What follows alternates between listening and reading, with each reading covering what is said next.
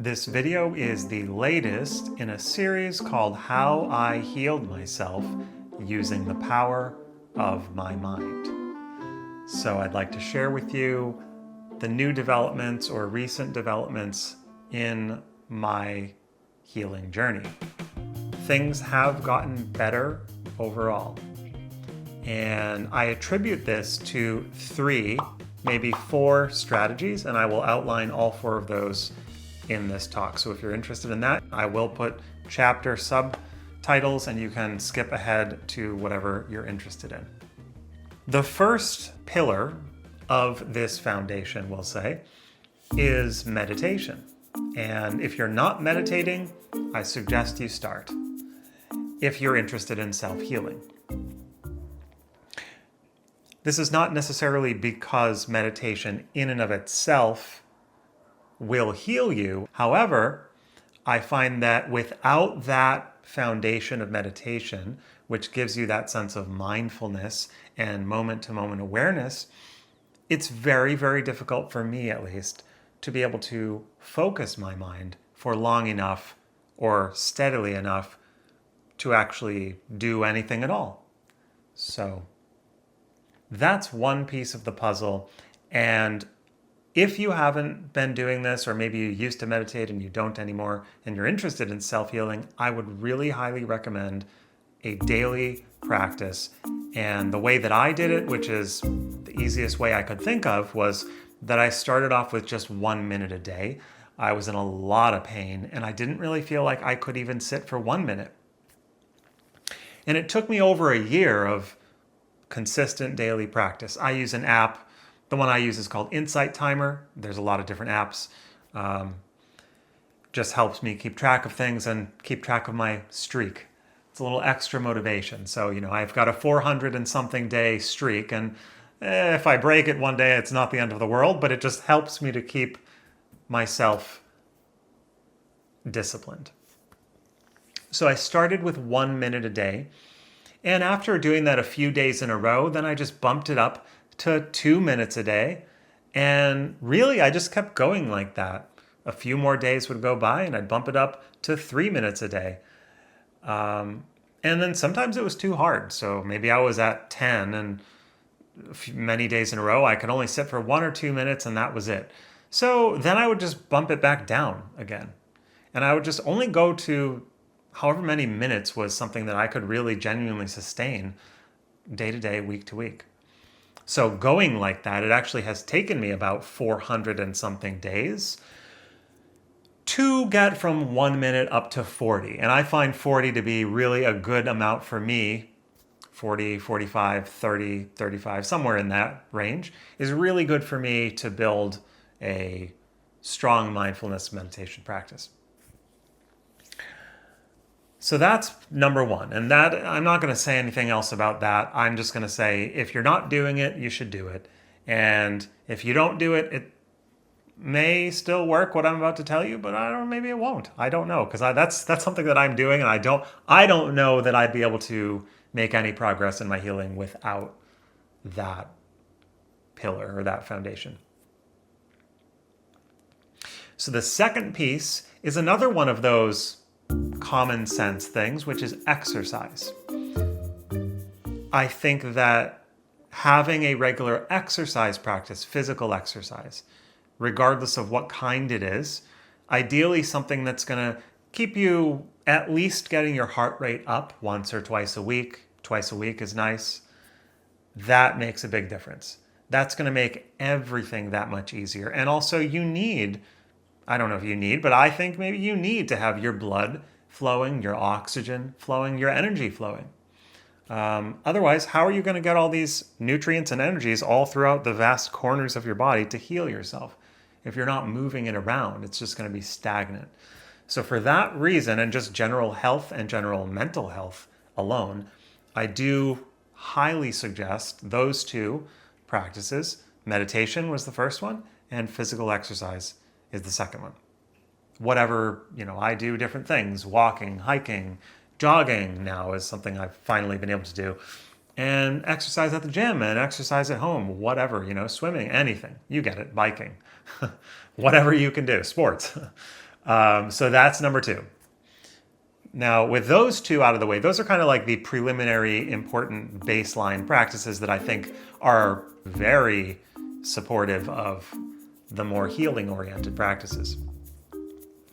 So the third practice that I've been working with, and this one, I started off strong and I've kind of let it fall by the wayside a little bit, is positive thinking, affirmation, or the law of attraction, like The Secret, that kind of thing. That is where I kind of got started with this back in the beginning of this year, 2025. And I do think that set the stage. I read the book, The Secret, and that really helped kickstart this process for me. And I am continually going back to that and trying to do a little bit of that positive affirmations every day. It's not something that I'm consistently doing. So I can't say that that's the main factor, but I do think that it's an important one.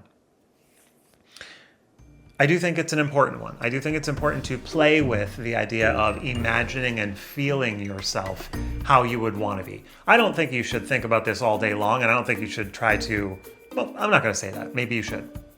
It's not what I've been doing. I'm doing a little bit of a mixture of here's what the situation actually is, and here's what I want it to be. And I think that the acceptance of things as they are is step number 1 of The Secret, or of affirmation, or of positive thinking. We can't imagine a new future unless we're actually where we are. It's obvious, right? You have to be where you are to start. So fully accepting, maybe acceptance should really be another one of these bullet points, but I'm not going to do it. Acceptance is very important. So we'll just say that. Positive thinking, affirmations, law of attraction, and there's plenty of resources out there for that. I would recommend that as part of the healing process as well. And now here, number 4 is the one that I feel like is a little bit more out of the box. And it's not something that you're going to hear every person talking about. This is where I find the actual active healing part is coming in for me. So I'm going to call it rest, but not in the way that you think. So I started out, once I had built up a strong meditation practice, I began holding my body very still and very perfectly upright, just letting it rest. And eventually, sometimes once I was 30 or 35 or 40 minutes into that meditation for the day, the fascia, the tissue in the body, would start to shift and melt and unwind. Maybe in the way that, like, when you go get a really good massage, things might happen temporarily. So you do feel these releases, like in your shoulder or in your back or wherever you've got problems. So I do feel like that this deep rest with a awareness and a present awareness, not like super focused, but also not resting like, oh, I'm just going to chill out. It's a very, very balanced, like on a kind of tight rope, where you're not too wired and you're also not too relaxed. And you're really just holding a very steady space of profound rest. Now, once I got this going in my sitting position, I was eventually, and I would kind of recommend this, to do it, maybe try to do it sitting first, because otherwise you might fall asleep. Once I got that going and my energy started to become more alert, lately, more recently, I have been lying in bed in the afternoon, like 2, 3, 4 o'clock. And this is the hardest part for me. Maybe it is for you too. Actually resting and not taking a nap necessarily, but allowing that addictive, impulsive energy that's just all the time trying to get us to grab our phone and do something with that phone or whatever, to really let that settle down. And when I've been able to do that in a lying down position, I'm getting a similar effect as in the meditation upright position. And it takes, again, 30, 40, 50 minutes for this to actually start to kick in for me. And then all of a sudden, my fascia, like in your lower back, for example, this just happened to me today. The thoracolumbar fascia, it's called. It's a giant sheet of stretchy connective tissue that protects your lower back. It's not just muscle, it's actually fascia. If you look up a diagram of the lower back anatomy. It's quite interesting. So I felt that fascia really starting to profoundly release in ways that it hadn't in years, and that it's been holding itself in certain patterns that I could feel very, very stuck and very in pain in those patterns. Now, I think this is this idea of resting, but I will let myself drift to sleep if I really need to. But in this moment, and there's a spider on the camera right now, it's been there for a couple minutes. In this moment, my eyes might be closed, but I am really focusing on breathing, and really focusing on breathing into my body. There is a breath work element to this, and it's not too intense or intentional, but it's also not just relaxing. And this is where the meditation practice is very crucial, I think, because without that foundation of meditation practice to do what I'm describing, I don't think that I could do that. And I think it requires not only a history of meditation, but a regular active practice of meditation. I could be wrong, but that's what I'm going to suggest, because that's what's working for me. So this is kind of the most recent development for me where, and while I'm in bed, I do a little bit of that affirmation or that law of attraction, maybe like 1-2 minutes, not a lot.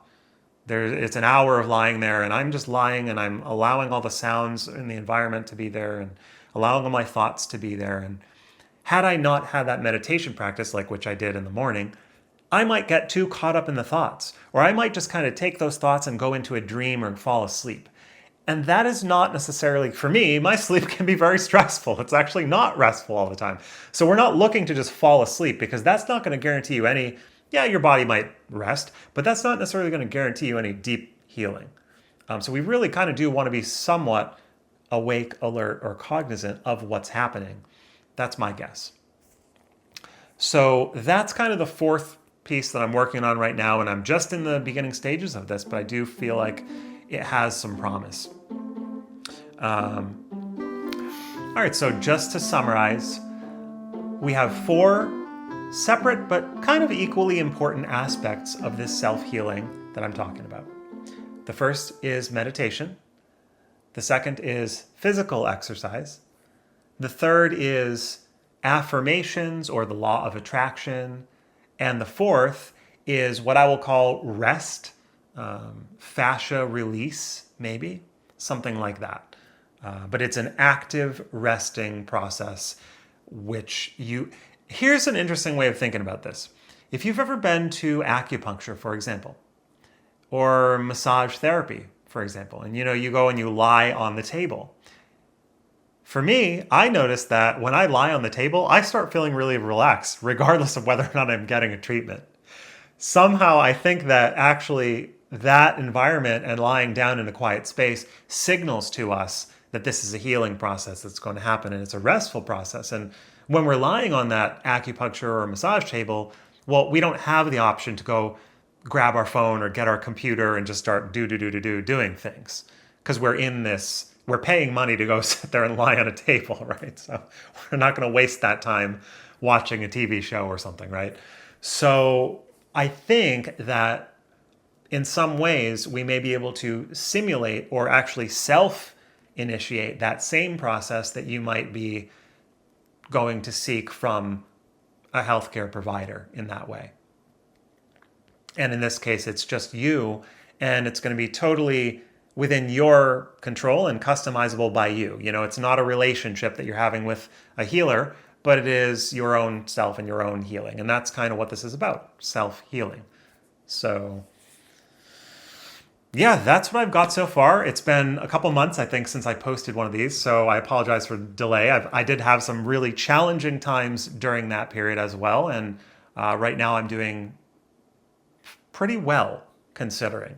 So I wanted to give a quick update as to what I'm doing, and this is kind of what I'm going to be working on for the next few months. And as soon as I get a new update, and if I find new techniques or if this goes somewhere, I will absolutely, definitely let you guys know and keep you posted. But I do think that this is showing promise, so I think I would be comfortable sharing that at this point. So hope you're all well, take good care, and thank you.